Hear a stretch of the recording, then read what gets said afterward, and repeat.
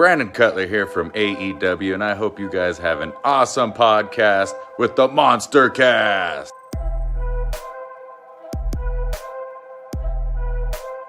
What's up, you guys? Sean Ross Sapp, Fightful here. You're watching the MonsterCast with Jack and Ryan. A big shout out to those fellas. Good people. Check them out.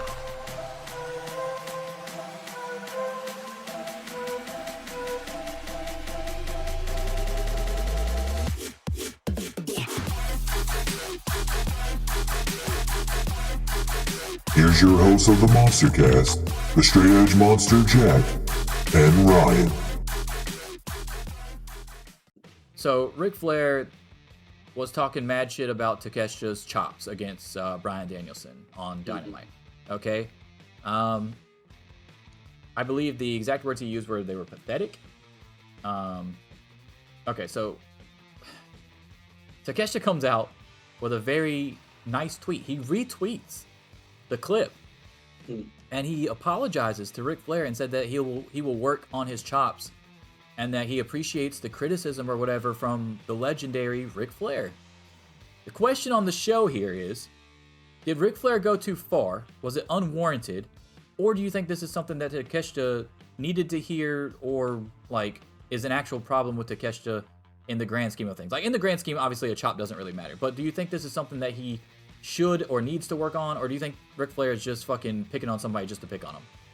I went back and watched the clip of the chops he's talking about. They were loud as fuck. I don't know what Ric Flair is talking about.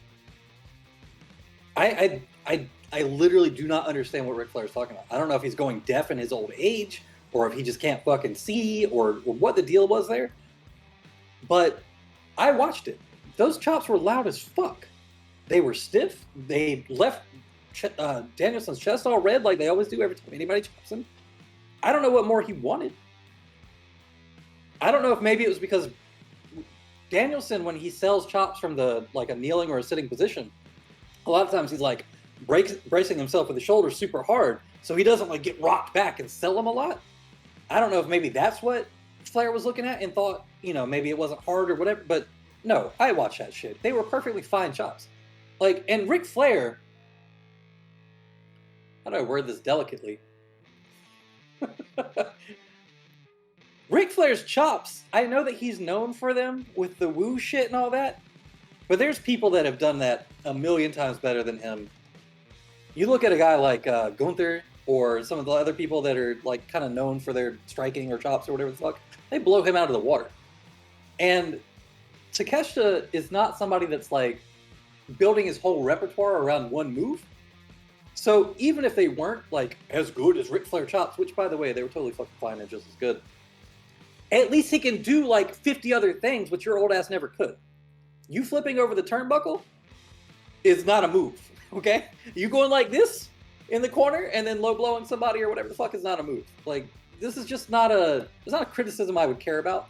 Takeshita was very polite and very politically correct about all of it, and very kind in a way that Ric Flair does not deserve. This criticism was completely unwarranted. I wish we had the clip because it's so out of fucking left field. I do not know what he was watching.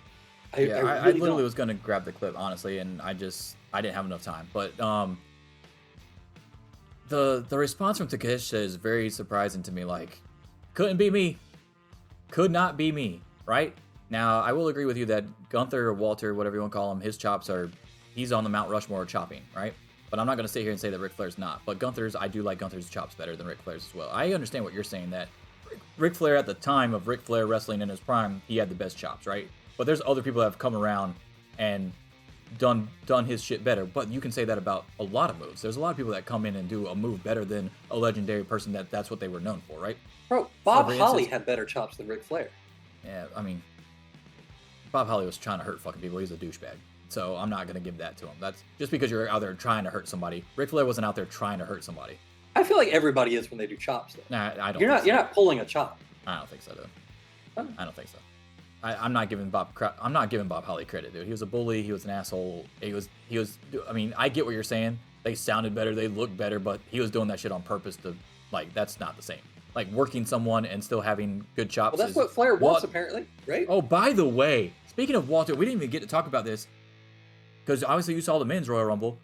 When Walter fucking chopped Lesnar and he was not ready for that shit, did you notice that? Because, okay, so Walter asks him, he's like, you sure?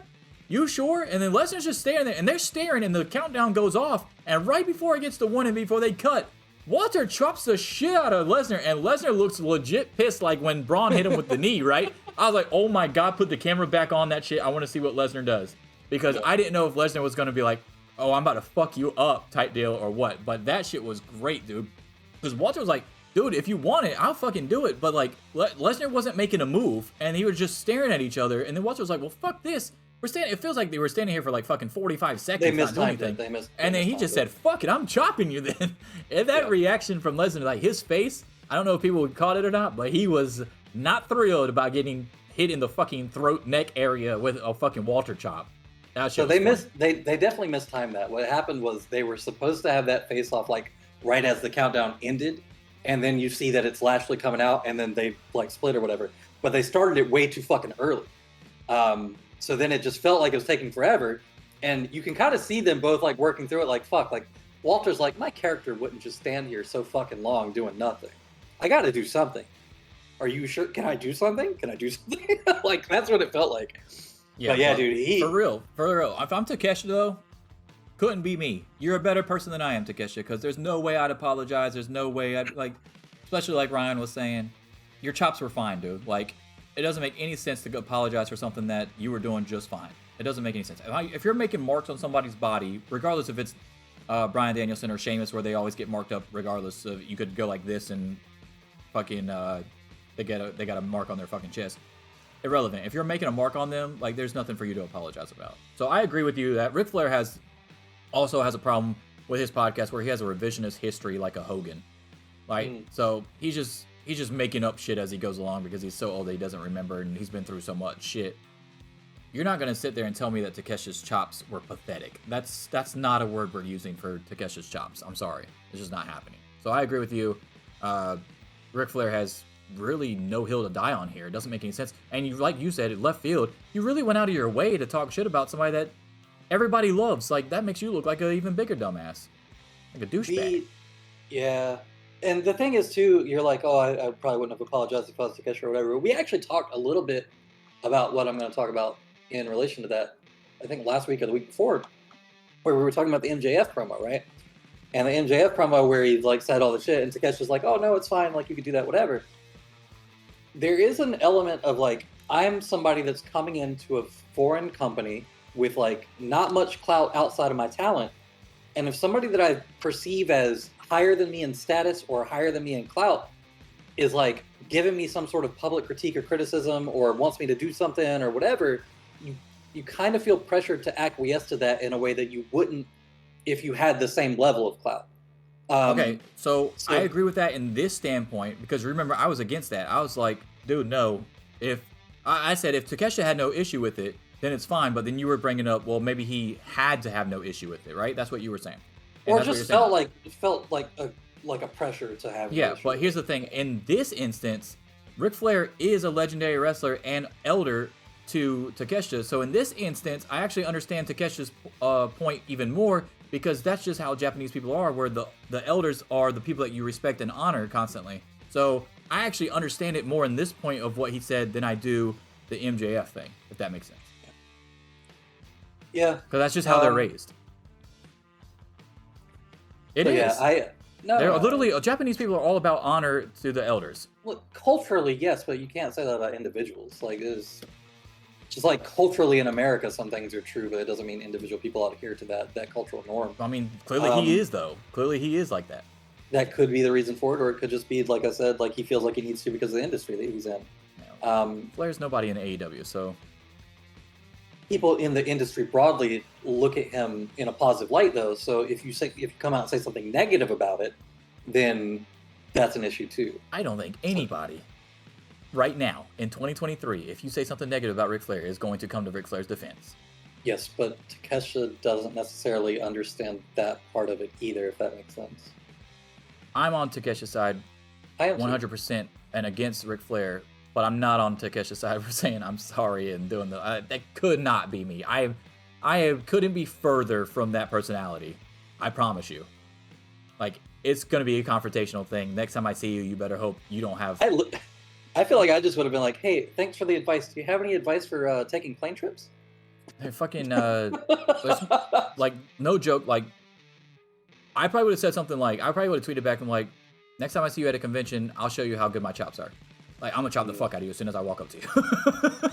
How many times we have to teach you a lesson? What was it? We used to do the shit with Shayna and Ethan all the time. Open chest. You got the open chest. You just slap the fuck out of them. Like, no, that's what I would do to Ric Flair. Boom, right on the fucking chest. Fuck you, dude. Like, how did that feel, bitch?